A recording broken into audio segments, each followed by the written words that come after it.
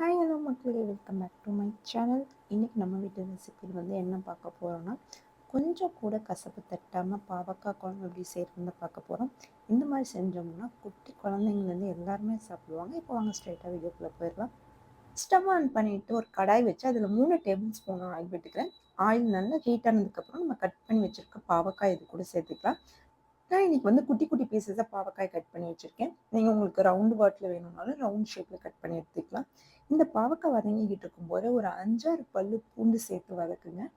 கொஞ்சம் கூட உங்களுக்கு கசப்பு தட்டாது. இந்த மாதிரி எண்ணெயில் பூண்டு பாவக்காய் வதக்கிட்டு பண்ணும்போது ஒரு 2 நிமிஷம் இது நல்லா வதங்கிடுச்சு.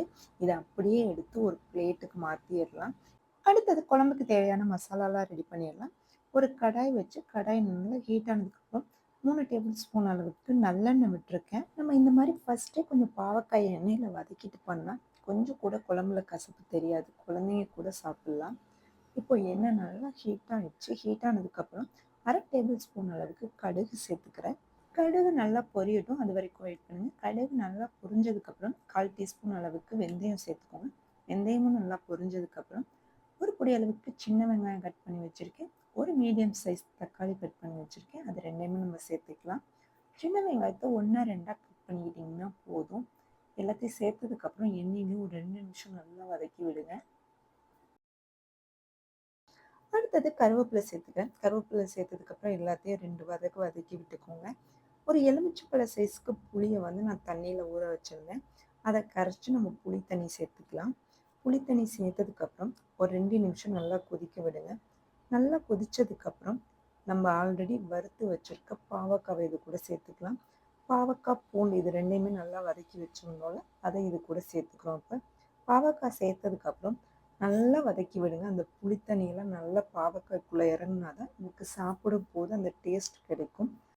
இப்போ இது நல்லா வதங்கி வந்துருச்சு. இதுக்கப்புறமா நம்ம குழம்புக்கு தேவையான அளவுக்கு மசாலா தூள் சேர்த்துடலாம். 1 டேபிள் ஸ்பூன் அளவுக்கு தனியாத்தூள் சேர்த்துருக்கேன், மல்லித்தூள் சேர்த்துருக்கேன். அது கூடவே காரத்துக்கு 1 டேபிள் ஸ்பூன் அளவுக்கு வீட்டு மிளகாய் தூள் சேர்த்துருக்கேன். 1/4 டீஸ்பூன் அளவுக்கு மஞ்சத்தூள் சேர்த்துக்கிறேன்.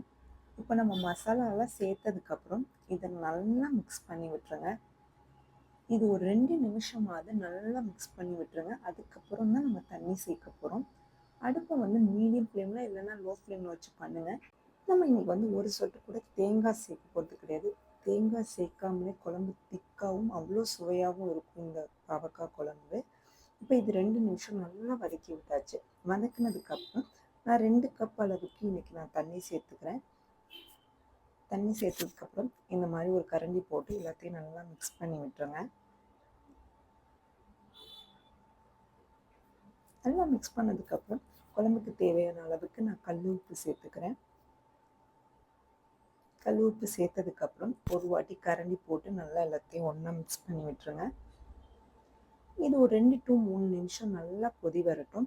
ஒரு மூடி போட்டு நம்ம இப்போ மூடி வச்சிடலாம். ஒரு 3 நிமிஷத்துக்கு அப்புறம் நம்மளோட பாவக்காய் குழம்பு நல்லா கெட்டியாக சூப்பராக ரெடி ஆயிடுச்சு மக்களே. சுட சுட சாதத்துக்கு கூட இது சாப்பிடும்போது அவ்வளோ அருமையாக இருக்கும். கண்டிப்பாக ட்ரை பண்ணி பாருங்கள் மக்களே.